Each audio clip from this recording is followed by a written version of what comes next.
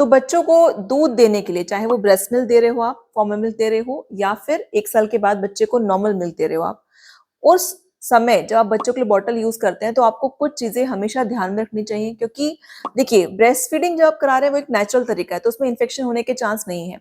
पर बॉटल को अगर आप सही तरीके से इस्तेमाल नहीं करोगे, सही तरीके की बॉटल्स यूज नहीं करोगे, तो इससे जो है बच्चे को परेशानी हो जाती है और बच्चे को जो है इन्फेक्शन भी होने का खतरा होता है।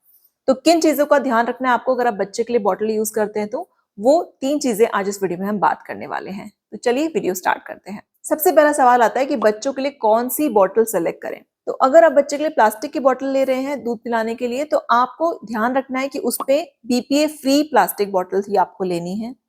वो जो बॉटल है वो एंटी कॉलिक होनी चाहिए। एंटी कॉलिक बॉटल लेने से होता क्या है कि बच्चा जब दूध पीता है तो बच्चे को दूध पीते के साथ साथ जो है बच्चे के पेट में जो है हवा नहीं जाएगी और बच्चे को कॉलिक, वो जो गैस पेट में बन जाती है, वो वाली प्रॉब्लम जो है बच्चे को नहीं होगी। इसके अलावा एक अच्छी ब्रांड वाली बॉटल ही आप सेलेक्ट करें।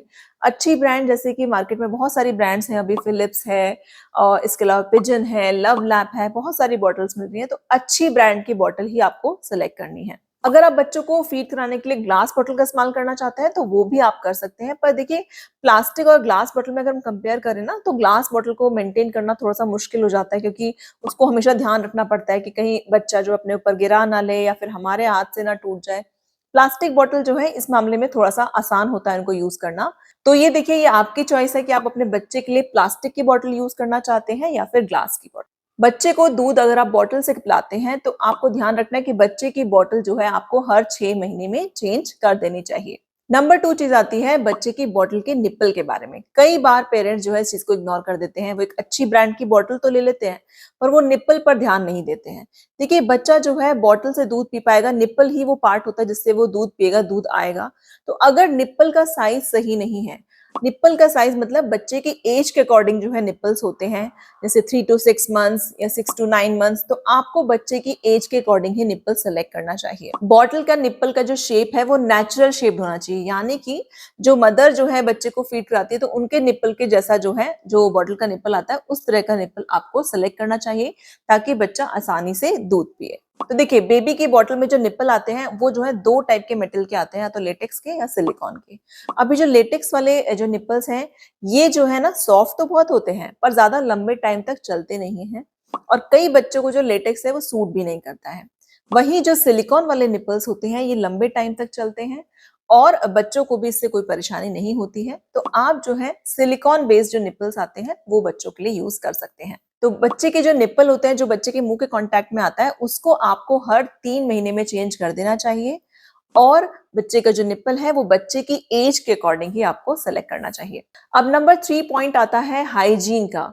जब भी आप बच्चे के लिए बॉटल यूज कर रहे हैं उसकी साफ सफाई होना जो है बहुत जरूरी है, वरना क्या होगा, अगर बॉटल अच्छे से क्लीन नहीं होगी, निप्पल अच्छे से क्लीन नहीं होगा और बच्चा उसी बॉटल से बार बार दूध पीता रहता है, तो बच्चे को जो है इन्फेक्शन होने का बहुत ज्यादा खतरा रहता है। तो बच्चे की बॉटल को क्लीन कैसे करना है आपको, बच्चे ने एक बार मान लीजिए दूध पी लिया तो उसके बाद जो है ऐसा नहीं कि उसी बॉटल को पानी से धो के दोबारा उसमें दूध देना है, ऐसा बिल्कुल भी नहीं करना है।